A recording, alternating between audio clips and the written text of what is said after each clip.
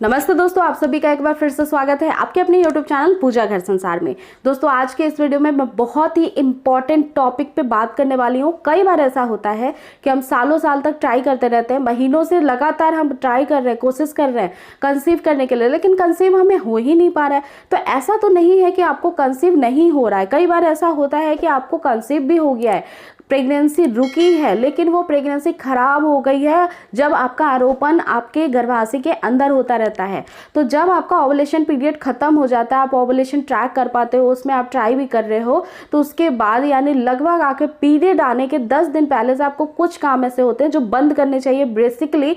और ये इसलिए करने चाहिए ताकि आपका इम्प्लांटेशन आरोपण खराब ना हो जाए, आपको प्रेगनेंसी 100% रुके। और साथ ही साथ मैं आपको बता दूं फ्रेंड्स, मेरी तो यही मनोकामना है कि सारे लेडीज बहुत जल्द से जल्द प्रेगनेंसी कंसीव कर ले, जो प्रयास कर करके बहुत ज़्यादा थक चुकी हैं, जिनका स्ट्रेस लेवल काफ़ी ज़्यादा बढ़ रहा है, एंजाइटी प्रॉब्लम हो रही है, उन सभी महिलाओं के लिए मेरी यही एक छोटी सी सलाह रहेगी कि आप वीडियोज़ को देखते रहिए। मेरी काफ़ी सारी वीडियोज़ में बहुत नेचुरल तरीके बताए गए हैं, उनसे बहुत सारी महिलाओं को फ़ायदा मिला है।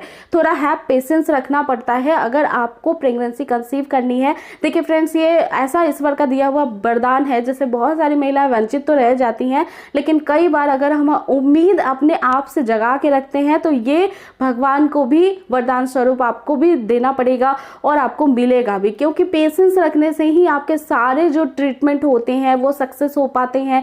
आपकी पॉजिटिव माइंड से ही जो ट्रिक्स एंड टिप्स होती हैं फॉलो करने पे सक्सेस हो पाती हैं। इसीलिए होप हमेशा रखिए फ्रेंड्स, बी पॉजिटिव, आपको जरूर कंसीव हो जाएगा। तो चलिए फटाफट से जानते हैं बिना स्किप किए हुए कि आपको कौन कौन सी चीज़ों का ध्यान रखना है। देखिए फ्रेंड्स, अगर आपकी नेचुरल और नॉर्मल पीरियड साइकिल है जो 28 से 30 दिन की होती है, तो बेसिकली 10वें दिन से यानी पीरियड जब भी आने वाला डेट होगा जो आपको पता ही होगा, उसके 10 दिन पहले से आपको अपने आप को संयमित रखना है, यानी कि आपको जो है इंटरकोर्स नहीं करना है। अब ऐसा मैं इसलिए कह रही हूँ क्योंकि जो नॉर्मल पीरियड साइकिल नेचुरल होती है, जिनकी बिल्कुल हेल्दी पीरियड साइकिल है, उनके 10वें दिन से ओवुलेशन अगले 20 दिन के बीच में हो जाती हैं।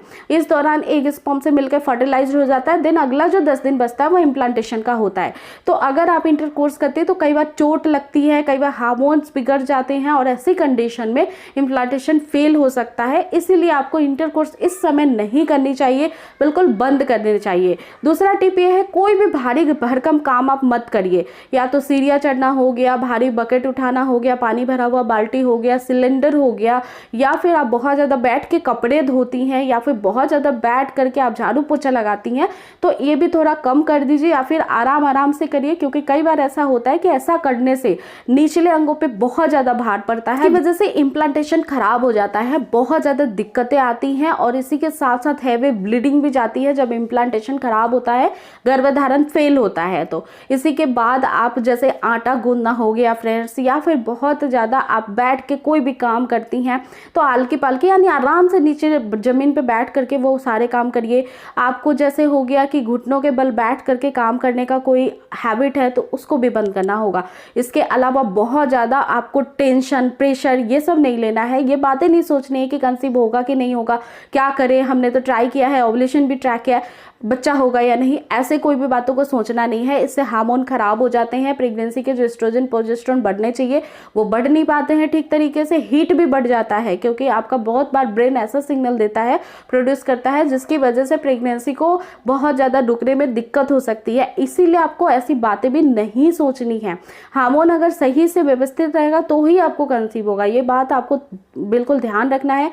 आपको इस समय बिल्कुल स्ट्रेस फ्री रहना है, जो काम में मन लगता है, दिल लगता है वही करिए और अपने आप को खुश रखने की कोशिश करिए। इसके अलावा दोस्तों मैं आपको बता दूं कि इस समय आपको बहुत ज़्यादा ट्रैवलिंग भी नहीं करनी चाहिए। बहुत ज़्यादा ट्रैवल करेंगी, आपके रास्ते अगर ख़राब है, बहुत ज़्यादा उड्डा गड्ढा है, या फिर उसके अलावा आप 2 व्हीलर पे आप जा रहे हैं, तो ऐसी परिस्थिति में बहुत ज़्यादा आपके जो है शरीर वाइब्रेट करते हैं और वाइब्रेशन की वजह से भी कई बार आरोपण फेल हो सकता है।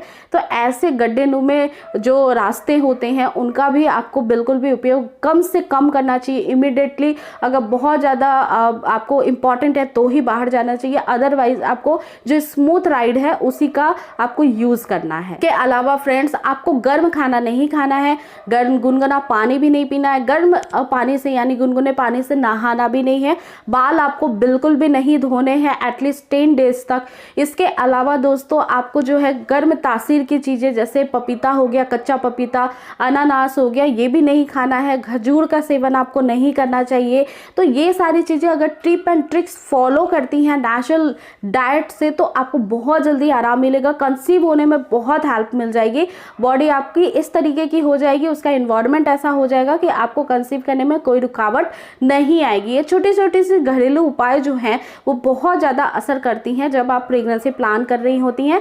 आई रियली होप कि ये सारे टिप आप पे बहुत जल्दी वर्क करें और कंसीव हो जाए। अगर फिर भी कोई क्वेरी है, कोई सवाल है आपके, तो नीचे कमेंट सेक्शन में मुझे लिख सकती हैं। फिर से मिलूंगी नेक्स्ट वीडियो में एक नई टॉपिक के साथ। तब तक आप अपना रखिए पूरा ध्यान। इस वीडियो को शेयर, लाइक और चैनल को सब्सक्राइब करना बिल्कुल भी ना भूलें। वीडियो को देखने के लिए आपका दिल से शुक्रिया। Thanks for watching.